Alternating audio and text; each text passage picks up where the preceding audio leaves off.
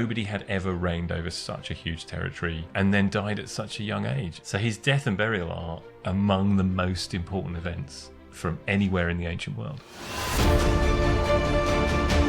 The likes of Perdiccas, Ptolemy, and they want to succeed Alexander the Great. They want to be like him. They want to be really, really powerful. And they now see those generals who they'd once served alongside as potential obstacles.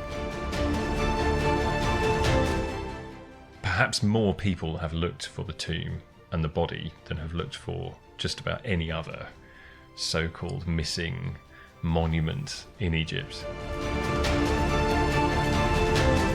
This 2-year stalemate where nobody knows what's going to happen. And this sparks one of the most remarkable, if not the most remarkable heist in the whole of history.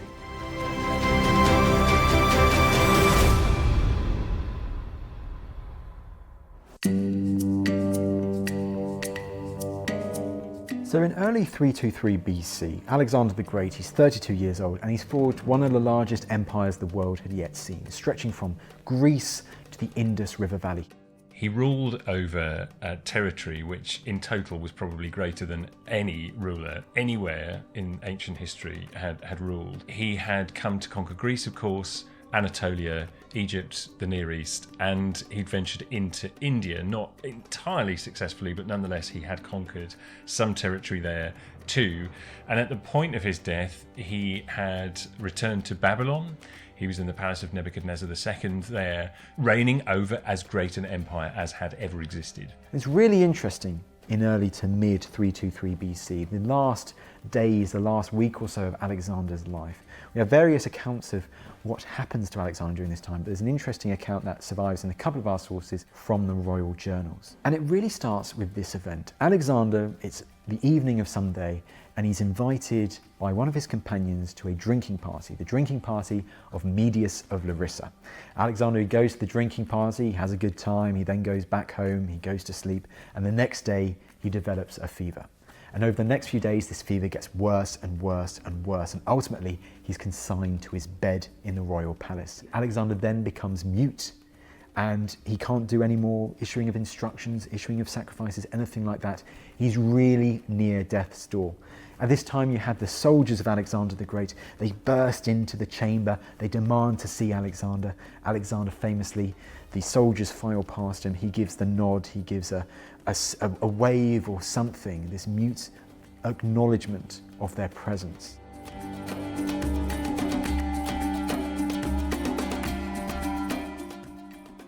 There have been many theories put forward as to how Alexander died, or what was the cause of his death. There have been theories about disease, about malaria, about typhoid. But you've also got to remember that Alexander suffered several severe wounds during his campaigns. He was smashed in the head and the neck by a catapult bolt. He was also punctured in the lung by an arrow when campaigning in India. So perhaps part of the reason for his early death was caused by all of these wounds catching up on him, perhaps combined with his heavy drinking. There might also be an element of grief in there too. Alexander the previous year had lost his closest companion, his lover Hephaestion. There is an alternative version of events in which something he drank, some dodgy wine perhaps, led to him suffering for a few days, eventually in agony, and this leads to his death. The suspicion in that case is that he was poisoned. This was put forward by one particular family many years later, aiming to demonize a rival, a hostile faction. And what better way to do it than to say, hey, you murdered Alexander the Great. But the idea that he was poisoned is almost certainly not true. In any case, he seems to have been suffering from something for a number of days. And ultimately, on the 11th of June, there's some debate whether it's the 10th or the 11th. I'm more swayed by that. It was the 11th of June. In the late afternoon, early evening, Alexander, he's surrounded by his 7 most important subordinates, and he breathes his last. Alexander the Great is dead at the age of 32.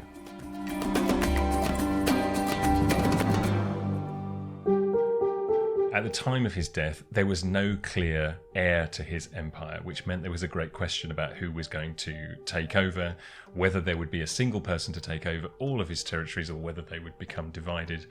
And there were a number of candidates. 2 of the most important of these are Perdiccas and Ptolemy. When Alexander dies, Perdiccas is Alexander's highest ranking subordinate in Babylon. He's Alexander's second in command. So much authority does Perdiccas have when Alexander dies that there's a story, and I believe it is true, that a couple of days before Alexander dies, he's mute at this time, but he does a very significant action because he hands Perdiccas his signet ring. Of all of his bodyguards there, he hands it to Perdiccas. Now, this wasn't to say, Perdiccas, I'm naming you my successor, but it was to say, Perdiccas, you're the most important figure in the army in Babylon. It is your responsibility, it is your job to oversee the succession of my empire. Ptolemy, on the other hand, was at his side at the time Alexander marched through the desert in Egypt, one of the most perilous, potentially treacherous journeys that he made in his entire campaign. So both of them has a claim to being very close to Alexander, very much a part of the inner circle. They're both very capable military leaders in their own right. They are both, therefore, very good candidates to take over. But because Alexander's done this action where he's given Perdiccas his signet ring, I think he's made it very clear that Perdiccas holds more authority than Ptolemy in the immediate aftermath of Alexander the Great's death. And this sparks animosity between Perdiccas and Ptolemy very quickly.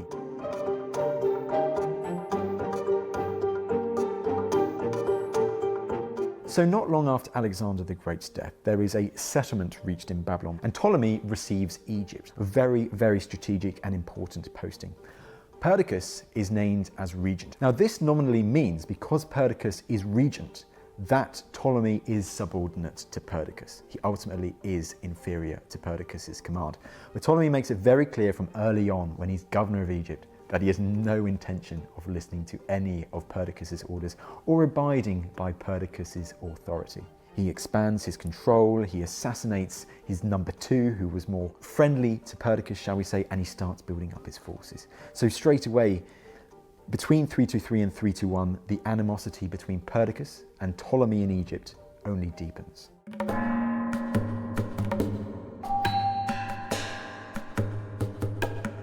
Alexander dies in Babylon, and his body remains there ultimately for 2 years. It is very curious that the way that Alexander's body is treated after his death does seem to be heavily influenced by the Egyptian way of doing things. His body is essentially embalmed, it's mummified, it's preserved in the way that Egyptian bodies had been treated and been mummified for centuries. It's also then placed inside what we're told is a hammered gold kind of coffin, which again very much recalls an Egyptian way of doing things. It's certainly not the Macedonian tradition of cremating the body. And it's very interesting to think that of all the places that Alexander conquered, all the places that he has an influence in, it would be Egypt that apparently influences this crucial phase of his life and his story, his death and burial. He did visit Egypt, of course. We know that he was very impressed, particularly by the Egyptian people's devotion to their gods, their piety. So perhaps it isn't such a great surprise that Egypt should apparently be so influential, especially when we consider what's going to happen to the body when it eventually does move and it does find a more permanent home.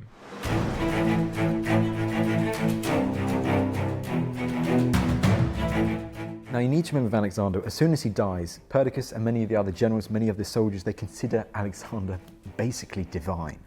And so Perdiccas, he spends lavishly on what is going to carry Alexander the Great's body to its eventual destination. And this is a creation unlike any other. It takes 2 years to complete, but it's basically this huge, incredible looking funeral cart. Adorned with precious materials of all kinds. It appears to have been a sort of kind of classical building in its own right. And they get the best craftsmen from across the empire, the best wheelsmiths to help create this incredible ancient mausoleum. There are very elaborate descriptions of this in the classical sources, and clearly it was a very, very important part of the preparations. So this is the description of the funeral carriage which survives in Diodorus, probably originally from someone like Hieronymus of Cardia, an eyewitness of the carriage. And he begins his description with this: "The carriage was built to reflect Alexander's glory. They started by making a casket of hammered gold, the right size to accommodate the body. and they filled the inside of it with aromatics which had the property of both imparting a sweet smell to the corpse and preserving it. Over the casket was draped a magnificent piece of purple cloth, embroidered with gold, beside which they placed the dead man's weapons. Their intention was that the overall appearance should reflect what he had accomplished in his lifetime. Next, they brought up the carriage that was to transport this casket. It was topped by a golden vault, the surface of which was studded with precious stones. On top of the vault, in the middle of the roof, exposed to the open air, there was a stylized palm tree bearing a large golden olive wreath, which shone with a bright and scintillating light when struck by the sun's rays, so that from a long way off, it looked like a flash of lightning.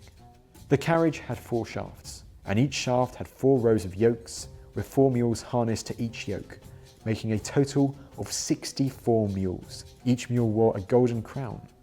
Golden bells hung down either cheek, and around their necks were collars studded with precious stones.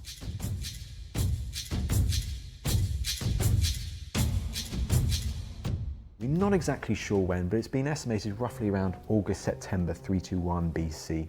The funeral carriage sets off from Babylon, and not on its own. You have the escort commanded by Aridaeus, the Macedonian commander. The funeral carriage makes its way westwards towards the eastern Mediterranean, and we're told that as it approached every village, they could hear it coming. All these bells, which were on the mules, also on the funeral carriage themselves, would announce the visit, the arrival of Alexander's funeral carriage far in advance, but also the glistening, the glinting of all of the gold. And we're told that villages just emptied. They emptied because people went onto the streets because they wanted to get a glimpse of this funeral carriage. So this funeral carriage, unlike anything anyone would have seen before, it amazes all who laid eyes upon it.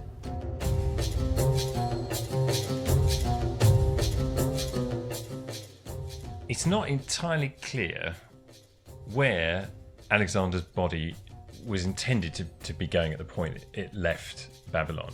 We are told by certain sources that Alexander himself had expressed a wish to be buried with the oracle of Ammon in the Siwa oasis in the western desert in Egypt. This had been where Alexander had been declared the son of Zeus Ammon many, many years earlier. But Perdiccas has no intention of the body going to Siwa, because who is the closest Macedonian official to Alexander's body if it goes to Siwa? Whose territory has it got to pass? His arch rival, Ptolemy's. It's his worst nightmare if it falls into Ptolemy's hands. Now, Perdiccas, he wants to now have control of the funeral carriage. He wants it with his royal army in Pisidia, because he wants to take the funeral carriage back to the ancestral homelands of Macedonia and bury it with the other royal kings of Macedon. Perdiccas hopes by doing that, he will become really Alexander's true successor. He's also received an offer of marriage from Alexander the Great's only full sister, Cleopatra. So he'd return to Macedonia probably as the husband of Alexander's sister, greeted by Alexander's mother, in control of the half-brother of Alexander the Great, in control of the son of Alexander the Great. Just think of that all combined with Perdiccas burying Alexander's body at the royal tombs at Aigai at Vergina. He'd be unstoppable. He'd be unbeatable. He would be the clear successor.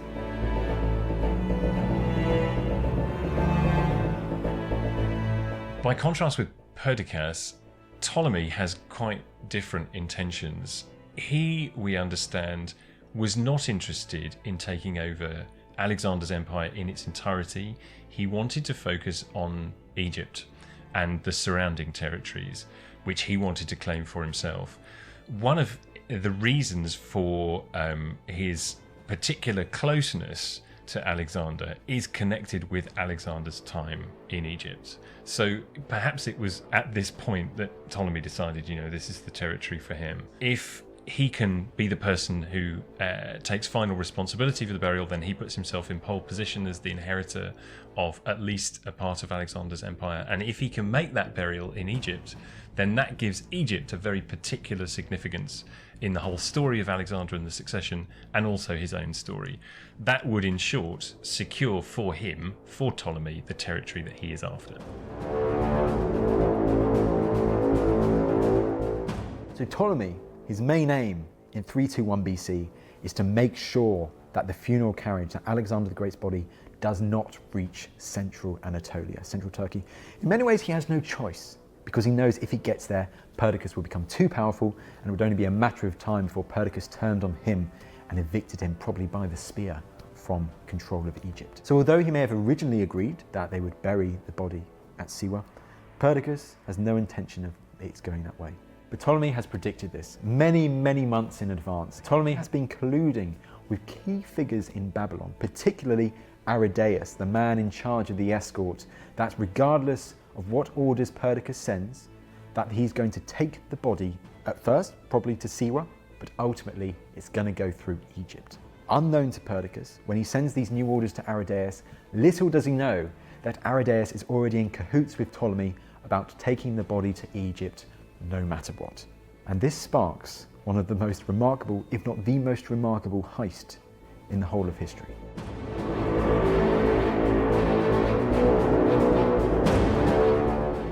So imagine you're in Perdiccas' shoes at this time. You've sent those new orders to Babylon, to Aridaeus, to say, hey, you're not going to take the body any longer to the south of the Mediterranean, you're not going to take it to Siwa, it's definitely not going past Egypt, you're going to take it to me in central Turkey. Imagine the shock when he later hears that as Aridaeus has approached Syria, he has changed course. Rather than continuing west, he's turned south and is currently now progressing through Syria. Imagine the panic, the anger of Perdiccas hearing that this funeral carriage is edging its way very, very closely towards Egypt. Now, this funeral carriage, even with the best suspension, this is a mini temple on wheels really, it's not going to be going very fast. So Perdiccas, although he's hundreds of miles to the west, he reacts quickly. He gathers a small force, light-armed force of some of his key subordinates, sons of a figure called Andromenes. They're called Attalus and Polymon. And they lead a rescue, a retrieval force, as it were, and they hurry at full sprint through Anatolia, across the Taurus Mountains, and down through Syria to catch up with this funeral carriage and make sure that they turn it around and it heads towards Anatolia. So they go past the Taurus Mountains, they go past Damascus, and they reach the funeral carriage. But they're greeted by a very, very bad sign, because by that time, Ptolemy once again has predicted the move. Rather than waiting for the funeral carriage to reach Egypt, Ptolemy has gathered a large army, well, a sizable mercenary army probably, and he's headed up towards Syria. He's greeted the funeral carriage when it reached the city of Damascus.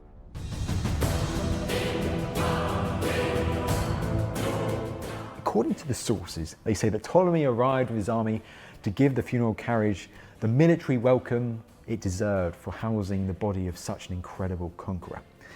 In reality, it was probably just to protect his winnings from Perdiccas' counterattack. And this is what it does. They reach the carriage, but they are unable to gain control of it because it has been substantially reinforced by Ptolemy's new army. They give up and they run back to Perdiccas in central Turkey to let him know, we failed. The body, the funeral carriage, is currently on its way to Egypt. You're going to have to deal with this. This is a huge blow. We know that Ptolemy is intending to take the funerary procession to Egypt. Ultimately, he takes it to Memphis. There are a number of reasons why he might have chosen Memphis to do this. It is the capital city of Egypt. It was also fortified.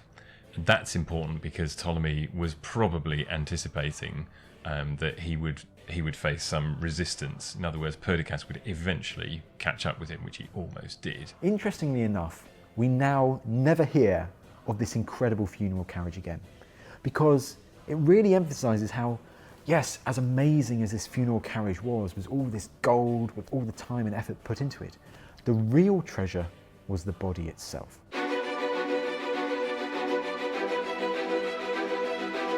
Even at the point at which Ptolemy had arrived in Memphis, he wasn't safe. And indeed, we know that Perdiccas did chase Ptolemy into Egypt. Ptolemy, by doing this, has taken the keystone, ripped it out of Perdiccas' plan for his own imperial ambitions, to return to Macedonia to bury the body of Alexander the Great. To Perdiccas, he needs to react, and he's going to react. He's going to Egypt straight away. Ptolemy needs to be dealt with. So Perdiccas arrived in the northeastern part of the country at the city of Pelusium. They reach Pelusium, the gateway to Egypt, and the easternmost branch of the Nile Delta. At a point at which one of the branches of the Nile disperses into the ocean, only to find that there was a fortified garrison there opposing him, so he needed to journey up this branch of the Nile to try and find another crossing point. He tried to get across the river in the region of another city called Tanis, but again found he was opposed. He eventually made his way all the way to Memphis to try to cross there. So right opposite Memphis, if you look at the maps, particularly the ancient maps,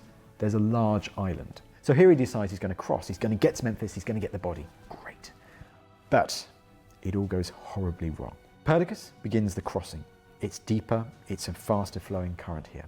So to sort the issue, he puts his elephants upriver to slow the current to make it easier to cross. And this works really well for the start. So about 2,000 to 3,000 of his Macedonian soldiers, his veterans, his key troops, get across to the island. What they don't know is what's happening underwater, because the elephants are moving the soil. As they're trampling around upriver, the soil's being displaced, the river gets deeper, the current gets faster, and soon enough, the crossing is no longer a crossing. It's too fast flowing, it's too dangerous. So he's now got this nightmare situation. Part of his army is on the island, part of it is back with him on the eastern bank. And then he sees another problem because he sees Ptolemy's army approaching. And so he does this catastrophic decision. He orders his soldiers on the island to swim back. They oblige, they go into the fast-flowing current, and thousands, maybe as many as 2,000, drown. 1,000 of which have the worst fate of all, because they are sent down river. They are eaten by crocodiles. Perdiccas' forces, by this time, having made a very long and arduous journey from Babylon to Egypt, were beginning to get demoralized. Perdiccas eventually wasn't able to keep his troops heavy enough to stop them from killing him. And the commanders under Perdiccas, they decide enough is enough. They go to his tent and they assassinate him. So they did Ptolemy's work for him in the end. And that is the end of Perdiccas.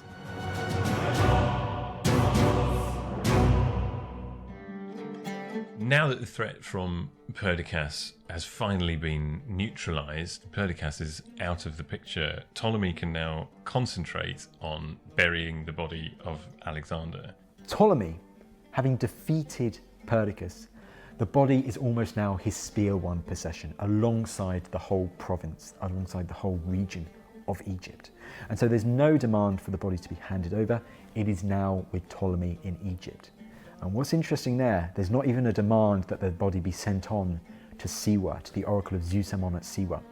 It's just going to stay in Egypt, in Ptolemy's possession. It also means that Egypt is going to occupy a very, very important position in Alexander's story and then in the whole myth of Alexander and his empire from this point onwards.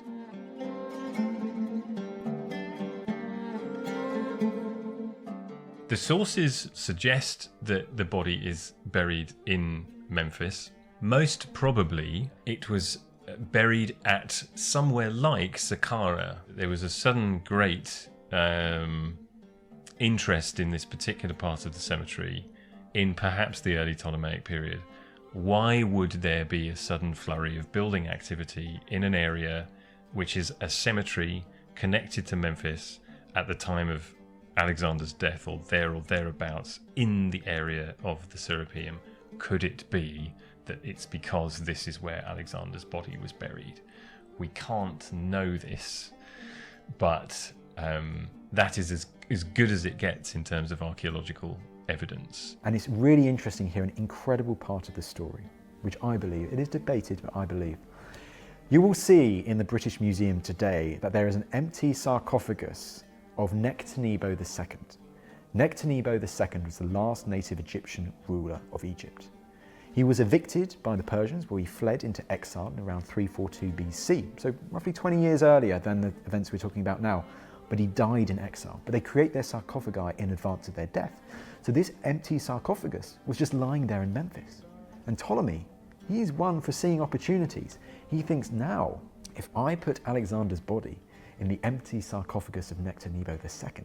Well, that helps spring roots new stories, which do eventually emerge, of Alexander actually being the son of Nectanebo II, and so Alexander having this direct link to the last native pharaoh, which will ultimately help consolidate Ptolemy's rule over this incredibly important, incredibly historic land in the southeast Mediterranean. What's really intriguing about this is that by the time it was observed by European travellers in modern times, the local folk story around this, the local sort of myth, was that it was the tomb of Alexander. Once it was clear this was the sarcophagus of Nectanebo, that story that it was the tomb of Alexander, of course, was rejected. But actually, this mythical connection between Nectanebo and Alexander makes it not entirely impossible that that sarcophagus could have been at Memphis at the time Ptolemy was looking for a suitably grand monument, including a sarcophagus, to bury the king in, and that perhaps the body, even if it was only temporarily, was laid to rest in that sarcophagus.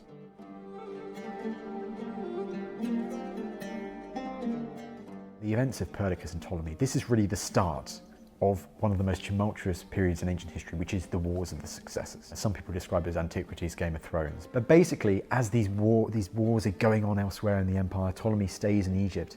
And it's over 20 years later, like at the start of the 3rd century BC, that Ptolemy moves Alexander's body from Memphis to his new capital, Alexandria. The likeliest story, I think, is that the body was temporarily in Memphis. It was moved to Alexandria. It was for a time in a tomb devoted entirely to Alexander until the time of Ptolemy IV, at which point this new mausoleum built to house a number of kings was built. If that's right, we have to assume that Alexander was buried effectively 3 times in different places in Egypt, once in Memphis and then twice in Alexandria.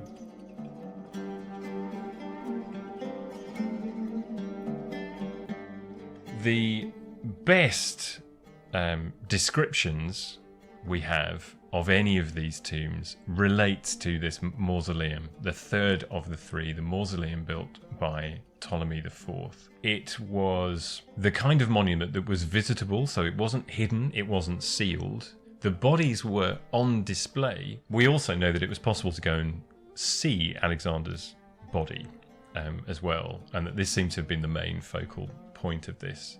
We are also told that this mausoleum was within the palaces district within Alexandria. Unfortunately, not enough of the archaeology of Ptolemaic Alexandria survives for us to be really clear about which building was where, and it's never been possible to identify a single scrap of evidence of the mausoleum itself. It may be, even today, that some parts of it have survived and are buried deep beneath probably a very, very busy highway running along the coast in Alexandria.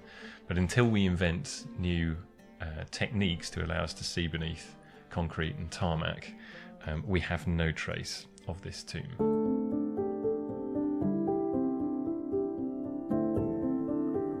There are many theories as to what happened to Alexander the Great's body. Probably the most plausible, as we hear at that time, is really the rise of Christianity. And we know that many early Christian groups sometimes physically torch down, destroy pagan sites. And you've got to remember, Alexander's tomb, it was also a religious place. It was a place of pagan pilgrimage.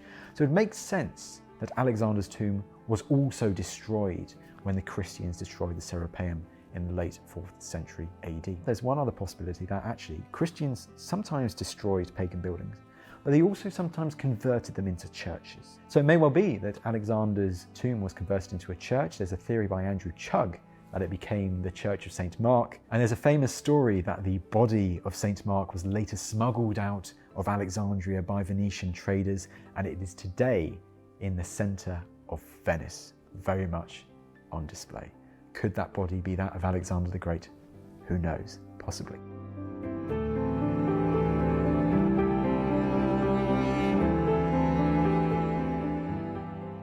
Whenever there is a spectacular discovery of a tomb or a funerary monument in Alexandria, it's more or less always the first question people ask is, could it be something to do with Alexander the Great? So 2 or 3 years ago, we had the discovery of a monumental sarcophagus underneath a block of flats, which had just been demolished and the foundations were being relaid.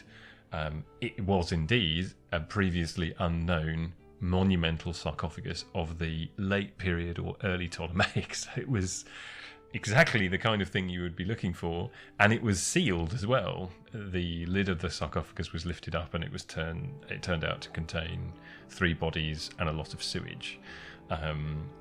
Certainly not the tomb of Alexander the Great, but it just goes to show that people are still so excited at the possibility that it could be found that it's the first thing everybody wants to know. Is it the tomb of Alexander the Great? And it never has been so far.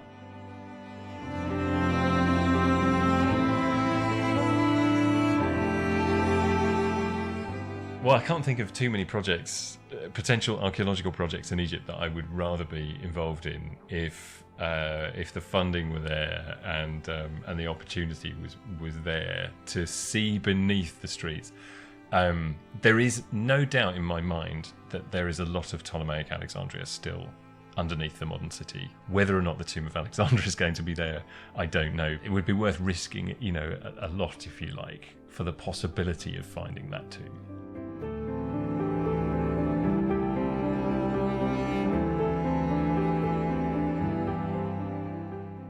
How special an occurrence is it that a corpse is fought over, this incredible time, this incredible story? There are some really interesting examples, some parallels in history, where we see these figures who are considered great men, particularly by their contemporaries, where their bodies, following their death, are just as important to the people who surround them as the person themselves when they were alive. And a key example here, I believe, is the figure of Napoleon. He died on St. Helena, but on a later date, his body was taken back to France, and the tomb you can now see in the centre of France. And it's really this emphasis how these figures can be just as important dead as they were alive.